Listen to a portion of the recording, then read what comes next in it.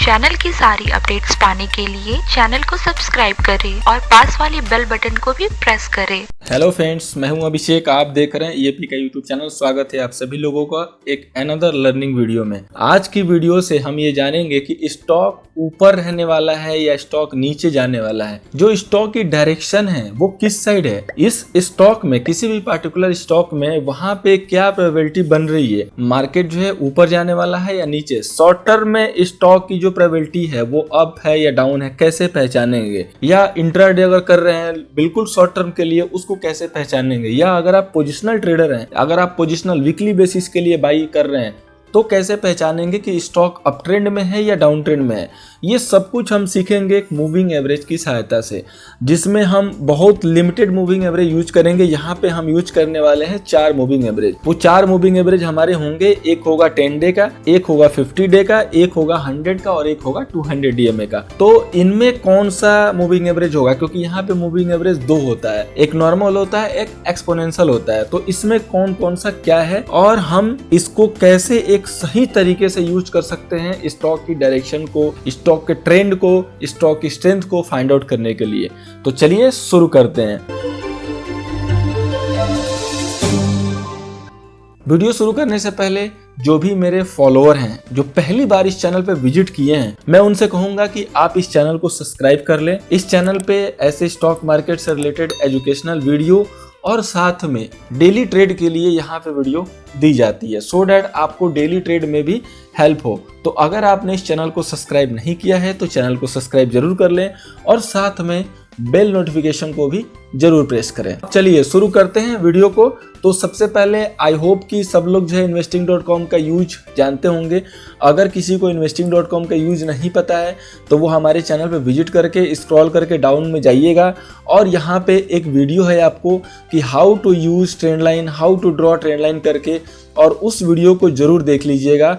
उसमें आपको मैंने investing.com के बारे में हर एक चीज बताई है। यहाँ पे हो सकता है कि मिलने में दिक्कत होगी, इसलिए मैंने उस वीडियो के लिंक को डिस्क्रिप्शन बॉक्स में दे दिया है, सो डैट आप आसानी से उस वीडियो को देख लें अगर आपने investing.com का यूज अभी तक नहीं किया है, फर्स्ट टाइम अगर आप देख रहे हैं तो। चलिए अब शुरू करते हैं। तो सबसे पहले आई होप कि आप अवेयर होंगे कि इसमें सारे इंडिकेटर कहाँ पे आते हैं। तो यहाँ पे जस्ट देखिए, यहाँ पे जो इंडिकेटर का ऑप्शन है जस्ट आपको क्लिक करना है और सबसे पहले वो चारों वो जो मूविंग एवरेज है उनको प्लॉट करना है। यहाँ पे एक चीज ध्यान दीजिएगा, जो हम लोग 50 डे, 100 डे, 200 डे ये जो मूविंग एवरेज लेंगे वो सिंपल लेंगे, और जो 10 डे का लेंगे वो ईएमए लेंगे, एक्सपोनेंशियल लेंगे। उसका रीजन क्या है कि शॉर्ट टर्म के लिए, यानी कि बिल्कुल शॉर्ट टर्म के लिए जो मूविंग एवरेज का जो व्यू है वो इससे बेटर आता है। अगर आप इसको जब प्लॉट करेंगे तो बाय डिफॉल्ट जो है वो 9 डे का आता है। 9 डे का मतलब क्या है कि वो 9 दिन का जो मूविंग का एवरेज देता है कि 9 दिन में जो स्टॉक ने, अगर आप आवरली पे ले रहे हैं तो 9 आवर में जो स्टॉक की ट्रेंड है वो किस साइड है, जो स्टॉक के जो ट्रेडर्स हैं वो जो ट्रेड कर रहे हैं उसमें उनका व्यू क्या बन रहा है, उसमें पोजीशन किस टाइप की बनी हुई है वो दिखाता है। तो यहाँ पे आप इसको 10 डे कर लीजिए, 9 से जो है 10 डे कर लीजिए, ठीक है। अब इसको सिंपल है 10 डे कर लीजिए। अगर आपको इसकी सेटिंग चेंज करनी है तो यहाँ मिडिल में देखिए आपके पास एक फॉर्मेट का ऑप्शन है, इसके स्टाइल में जाके और इसके विड्थ को थोड़ा सा घटा बढ़ा सकते हैं अकॉर्डिंग टू अपने कंफर्टेबल से के अनुसार, और इसके कलर को भी यहाँ से चेंज कर सकते हैं। तो अब ये हमारा जो 10 डे का ईएमए है वो प्लॉट हो चुका है। अब यहाँ पे हमारा 10 डे का जो ईएमए है वो प्लॉट हो चुका है। अब इसके बाद हमें 3 मूविंग एवरेज और प्लॉट करने हैं। तो यहाँ पे ये जो तीनों जाएंगे वो सिंपल मूविंग एवरेज जाएंगे। तो यहाँ पे सिंपल टाइप कीजिए मूविंग एवरेज और सबसे फर्स्ट वाला नॉर्मल मूविंग एवरेज उसको क्लिक कर लीजिए। वो भी बाई डिफॉल्ट जो है 9 डे का आएगा। सेम उसी तरीके से उसके फॉर्मेट में जाके यहाँ इनपुट में जो है अपने डेटा को फिट कर दीजिए। आपको चाहिए 50 डे, और चूंकि सबका कलर यहाँ पे बाय डिफॉल्ट ब्लू आता है तो आप इसके कलर को चेंज कर लीजिए। अब यहाँ पे हमने ब्लू के लिए बैगनी कलर को ले लिया, ठीक है। हमने इसके विड्थ को थोड़ा सा और बढ़ा दिया। इसके बाद अगेन एक मूविंग एवरेज लगाइए 100 डे का। तो सिंपल है, उसी तरीके से टाइप कीजिए मूविंग एवरेज, सिंपल वो 9 डे की प्लॉट होगी। आप उसके इनपुट में जाके चेंज कर दीजिए, यहाँ पे 100 कर दीजिए। लेंथ में 100 करने के बाद आप इसके कलर को चेंज कर दीजिए। यहाँ पे 100 के लिए हमने ग्रीन कर दिया। इसके विड्थ को थोड़ा सा बड़ा कर लीजिए। इसके बाद एक और मूविंग एवरेज बचा है 200 का। यहाँ पे मूविंग एवरेज टाइप कीजिए। अगेन ये 9 वाला सिंपली आएगा बाय डिफॉल्ट। इसको यहाँ पे जो है लेंथ को 200 कर दीजिए। 200 करने के बाद इसके स्टाइल में इसके कलर को जो है रेड कर लीजिए, क्योंकि 200 का जो डीएमए काफी इंपॉर्टेंट होता है। तो हमने इसके कलर को रेड कर लिया, ठीक है। अब यहाँ पे हमारे जो चारों मूविंग एवरेज हैं वो प्लॉट हो चुके हैं चार्ट पे। सबसे पहले हम स्टार्ट करते हैं 10 डे के ईएमए को लेके। देखिए, अगर आप एक इंट्राडे ट्रेडर हैं, आपको शॉर्ट टर्म में स्टॉक का व्यू चाहिए, तो आप 10 डे के मूविंग एवरेज को यूज कीजिए, ईएमए को।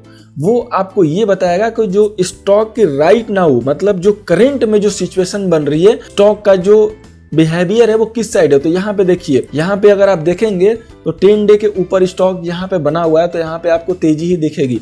अगर स्टॉक का भी फॉल भी हो रहा है, अगर इस मूविंग एवरेज पे आके फॉल हो रहा है, तो वहां से बाइंग ही आई है, ठीक है। एक दिन के लिए स्टॉक ने इसको ब्रेक भी किया है, और हालांकि उसके बाद से फिर से बाइंग आई है, और फिर 2 दिन कंसोलिडेट करने के बाद इसके ऊपर निकलना स्टार्ट कर दिया। जब ये मूविंग एवरेज को टच किया है, उसके बाद बाइंग आई है। अब यहाँ से इसने पहला जो है अपना रिवर्स दिया है इस टॉप से।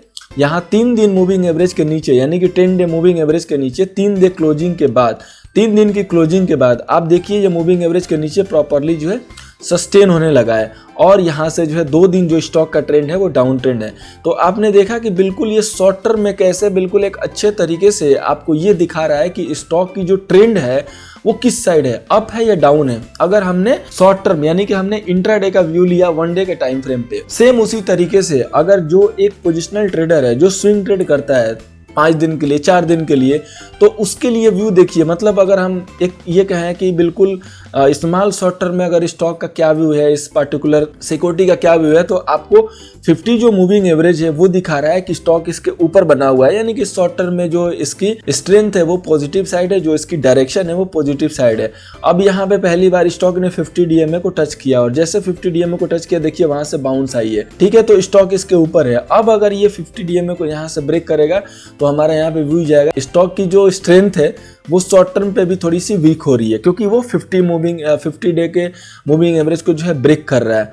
सेम 100 डे, अगर 100 डे के ऊपर स्टॉक बना हुआ है, जो स्टॉक है वो मीडियम टर्म में स्ट्रॉन्ग है, और अगर 100 डे के नीचे है तो मीडियम टर्म में निगेटिव है। सेम उसी तरीके से अगर 200 डीएमए को स्टॉक ब्रेक कर रहा है तो इसको काफी वीक माना जाता है। एग्जाम्पल के लिए हम एक स्टॉक को यहाँ पे ओपन कर लेते हैं, उस स्टॉक का नाम है बजाज फाइनेंस, ठीक है। तो हम अभी बजाज फाइनेंस को ओपन करते हैं यहाँ पे, और बजाज फाइनेंस पे देखते हैं कि इस मूविंग एवरेज पे क्या जो है कंडीशन बन रहा है। अब सबसे पहले हम यहाँ से जो है स्टार्ट करेंगे, सबसे पहले यहाँ से। तो यहाँ पे देखिए, जब भी स्टॉक इन तीनों मूविंग एवरेज के ऊपर ट्रेड कर रहा था तो काफी स्ट्रांग था, यहाँ से स्टॉक ने काफी अच्छी तेजी ली। उसके बाद स्टॉक ने जब 10 डे यहाँ पे ब्रेक किया, 10 डे यहाँ पे ब्रेक किया, तो पहला सिग्नल आया कि स्टॉक में जो वीकनेस है वो भी गैप डाउन के साथ। उसके बाद स्टॉक ने कुछ टाइम व्यतीत किया अपने 100 डीएमए के ऊपर।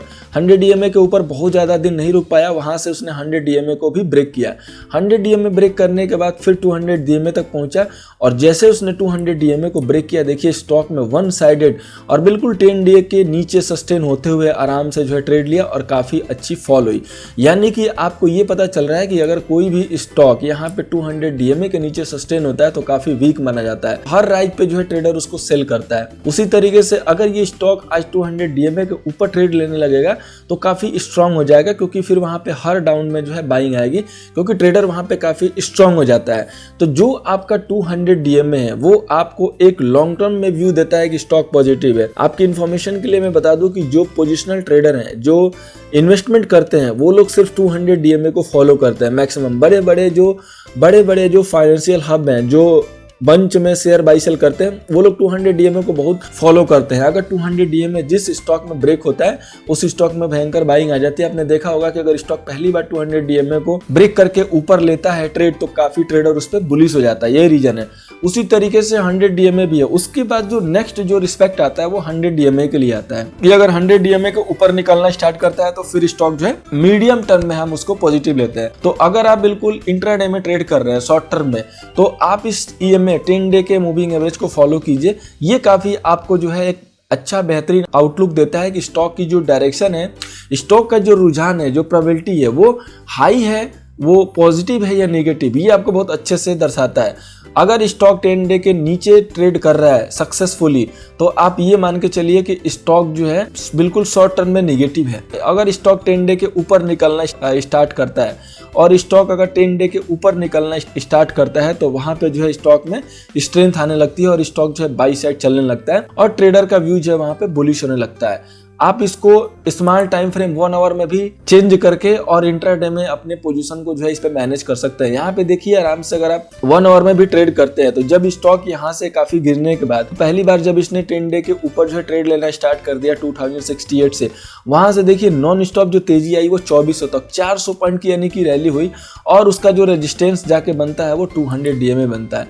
अब अगर आवरली में 200 DMA ये ब्रेक करेगा तो अनदर स्ट्रेंथ आएगी क्योंकि इसने सभी मूविंग एवरेज को ब्रेक कर लिया है, सिर्फ 200 DMA को जो है इसने ब्रेक नहीं किया और 200 DMA को एज ए रेजिस्टेंस लिया है। तो अगर आप इंट्राडे में ट्रेड कर रहे हैं तो आप आवरली टाइम फ्रेम पे इन सभी मूविंग एवरेज को यूज करके और जो स्टॉक की डायरेक्शन है वो बहुत अच्छे से पकड़ सकते हैं और अपना IQ और अपने IQ के साथ जो है इस कंफर्मेशन को चेक कर सकते हैं। तो ये जो सारा मूविंग एवरेज है आपको एक स्मॉल टाइम फ्रेम से लेके बड़े टाइम फ्रेम तक एक स्टॉक का जो है बहुत अच्छे से व्यू देता है कि जो स्टॉक में जो प्रोबेबिलिटी है, जो चांसेज है वो क्या बन रहे हैं, स्टॉक जो है किस साइड जो है ट्रेडर का व्यू जो है ज़्यादा है, ट्रेडर उसको बाई कर रहा है या सेल कर रहा है, ये सारा कुछ आप इस चारों मूविंग एवरेज से जो है देख सकते हैं, पता कर सकते हैं। तो उम्मीद करता हूं कि ये जो मैंने मूविंग एवरेज बताया वो आपको समझ में आया होगा। और इसके साथ मैं आपको क्लियर कर दूं कि जो हम लोग ट्रेड करते हैं या हम जो आपको चैनल पे भी कॉल देते हैं तो उसमें हम लोग टेक्निकल इंडिकेटर का बिल्कुल भी हेल्प नहीं लेते हैं क्योंकि जो हमारा ट्रेड होता है वो विदाउट इंडिकेटर होता है। तो मैंने एज ए डिस्क्लेमर आपको बता दिया कि हम इसको, क्योंकि ये जो इंडिकेटर्स है ना आपको थोड़ा सा लेट कंफर्मेशन देते हैं, आप एडिशनल के लिए ज़रूर यूज कर सकते हो। क्योंकि इंडिकेटर है, सीखना जानना बहुत ज़रूरी है, इसलिए मैंने ये वीडियो बनाया। तो उम्मीद करता हूँ कि आप लोगों को समझ में आया होगा। इसके अलावा अगर आपके पास कोई डाउट होता है तो क्वेश्चन करके ज़रूर पूछिएगा, we will happy to answer. और अगर आपको वीडियो अच्छी लग रही है तो दूसरे फ्रेंड्स के साथ दूसरे ग्रुप्स में जहां भी अगर आप ऐड हैं तो वहां पे शेयर जरूर कीजिएगा ताकि और भी लोगों को सीखने का मौका मिले। Thank you so much for watching. मिलते हैं अगले वीडियो में एक नए ऐसे ही इंटरेस्टेड टॉपिक के साथ। Thank you so much for watching.